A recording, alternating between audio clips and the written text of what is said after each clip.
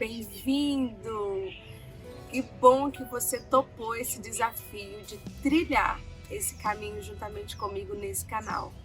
Eu fico muito feliz de estarmos juntos para falarmos e construirmos um pouco desse conceito, desse verdadeiro conceito que é a liberdade. Como eu disse para vocês no último vídeo, nós vamos falar desse conceito dentro da perspectiva científica da psicologia e dentro da perspectiva cristã.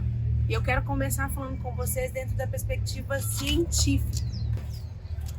A liberdade, quando falamos de liberdade, a psicologia tem um estudioso, um fenomenologista, Sartre, que traz um pouco mais esse conceito de liberdade dentro da sua teoria.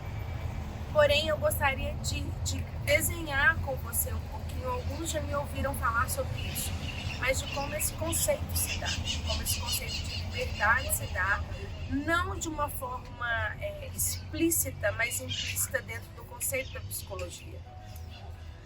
Quando nós nascemos, nossas cognições, as nossas crenças, a nossa forma de enxergar o mundo, de enxergar a realidade, ela ainda não está formada, o nosso cérebro ainda não está constituído.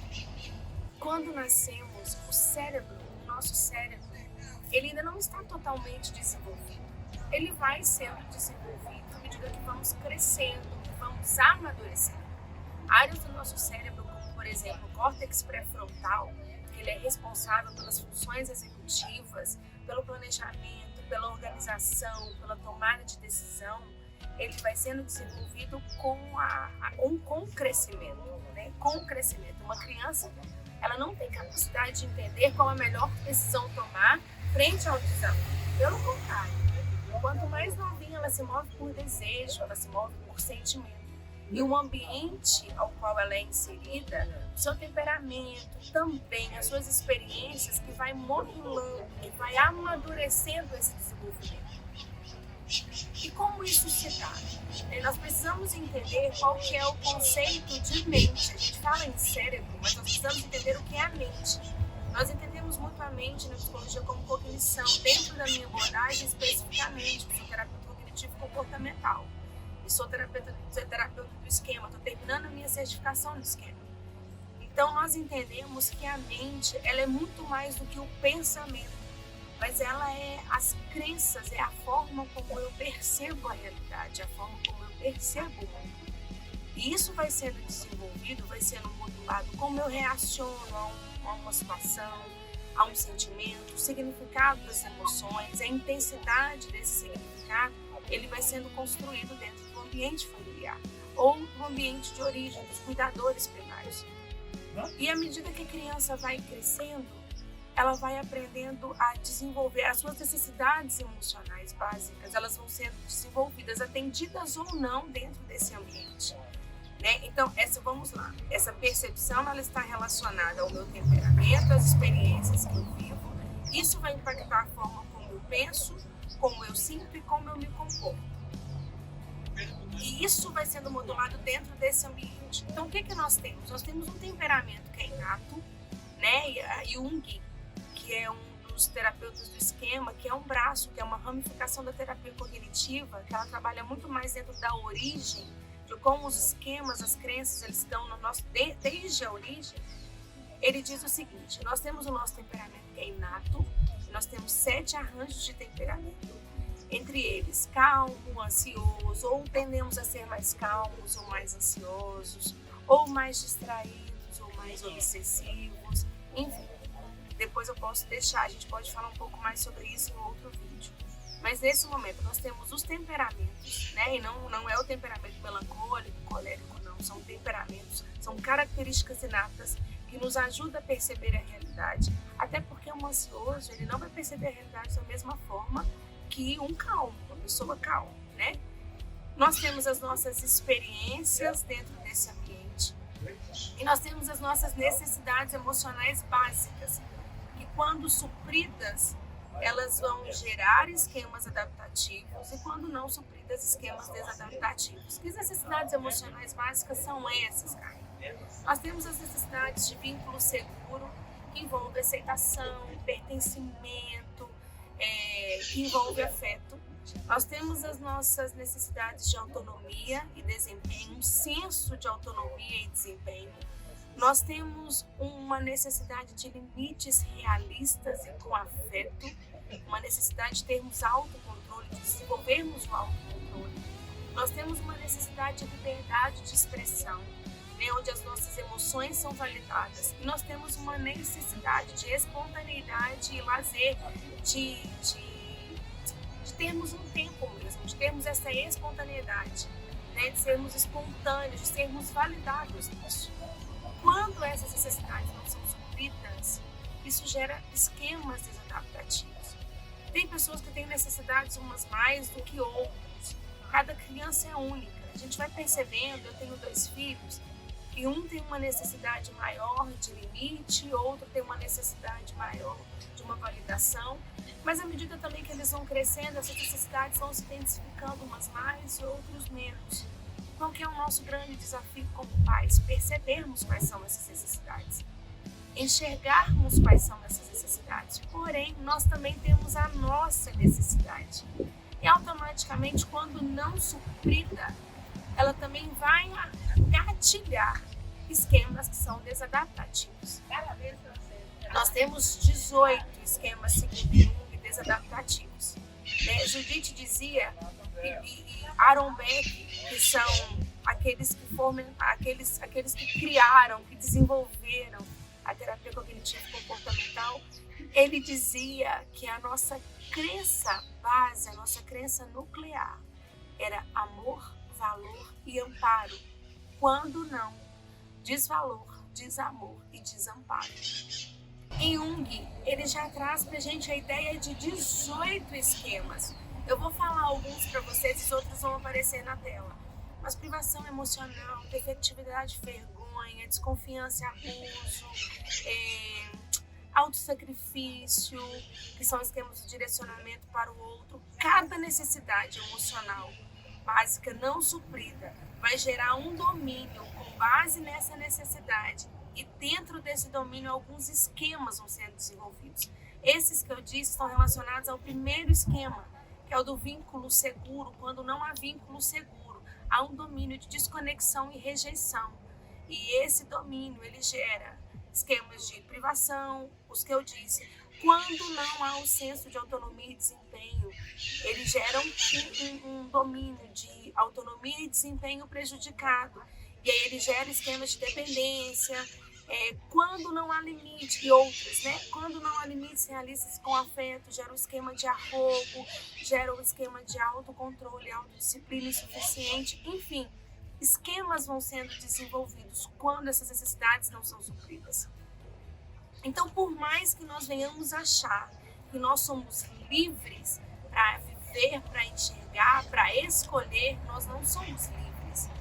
Porque parte daquilo que nós vivenciamos na infância, na adolescência, e as consequências disso vão determinar a forma como nós percebemos a nossa realidade. Livre-arbítrio é diferente de liberdade. Por que livre-arbítrio é diferente? Porque o livre-arbítrio ele diz de uma faculdade que nós temos em discernir bem e mal, em escolher o bem e o mal. E a liberdade diz de como nós fazemos essa escolha, de qual o caminho, qual é o meio pelo qual nós fazemos essa escolha, o que determina como nós enxergamos, como nós percebemos e fazemos essa escolha. E se nós entendemos que nós desenvolvemos esquemas disfuncionais, a nossa escolha ela acaba sendo determinada por esses esquemas. É essa a forma como nós percebemos a realidade. Então nós não somos livres, se nós não entramos em contato com essa realidade, nós não somos livres.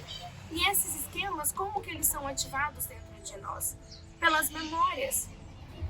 Tem uma área do nosso cérebro hoje que nós conhecemos como a amígdala, que é a área mais primitiva do nosso cérebro, que se encontra no nosso sistema límbico, que nós conhecemos como o nosso centro de alerta, a nossa área de alerta.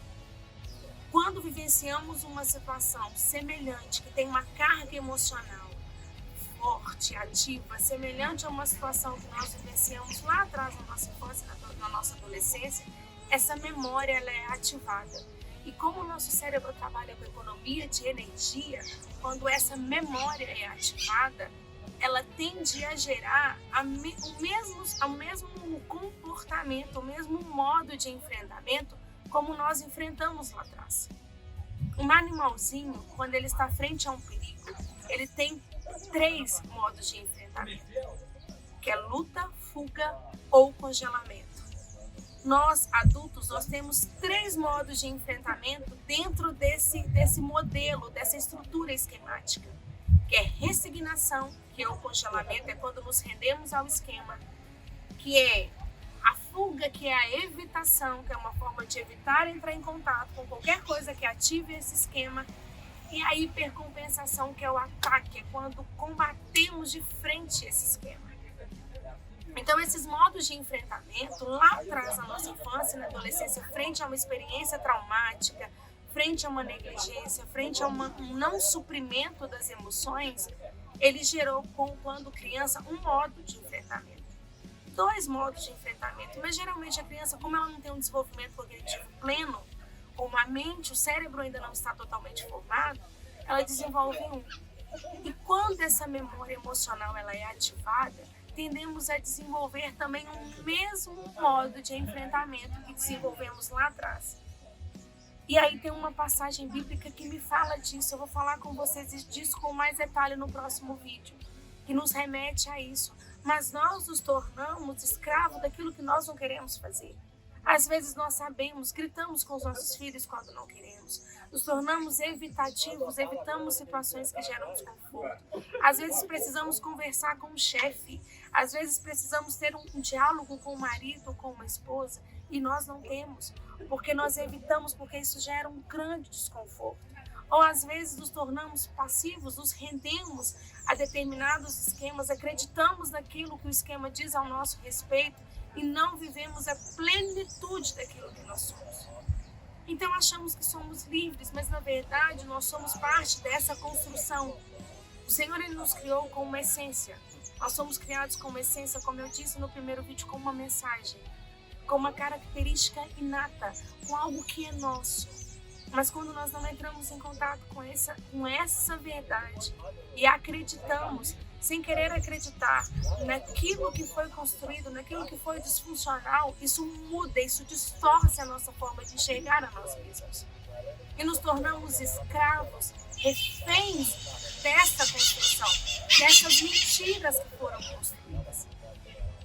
Então, muitas vezes nós somos reativos, nós somos seres ainda em evolução, como os animais, e não necessariamente plenos na nossa essência, aquilo que verdadeiramente somos, porque não conhecemos quem somos. Então, a ciência diz que a liberdade está quando você tem um tempo de pensar, um tempo de responder às demandas, às situações, às vivências de uma forma mais consciente, de uma forma mais plena. Quando não são os seus esquemas, não são as disfunções, os esquemas desadaptativos que determinam a forma como você responde. Então é isso que nós temos hoje como liberdade. Sartre ele fala muito dessa liberdade como uma condição do homem, como uma capacidade do homem de responder, de ser não só ativo, não ser só um fruto desse ambiente, mas também ter uma condição sobre a sociedade, sobre o ambiente, a partir das escolhas. E a liberdade é uma condição, porque ela não só determina aquilo que você é, mas o como você impacta o outro, como você impacta a sociedade. E quando se trata do outro, não somos livres. Não somos livres para fazermos aquilo que nós queremos fazer e trazer um prejuízo para o outro e infligirmos e entrarmos dentro da liberdade do outro ou anularmos a liberdade do outro pelo nosso senso de liberdade. Então, hoje, a forma como a ciência diz sobre isso está, para mim, dentro da minha ótica, dentro da minha construção, muito relacionada a liberdade que nós não vivemos por não entrarmos em contato com quem nós verdadeiramente somos. E o autoconhecimento é um caminho para alcançarmos essa liberdade. Obrigada por estar comigo aqui, até aqui. Vamos para o próximo vídeo, onde falaremos um pouco sobre a liberdade à luz da Bíblia. Vamos lá!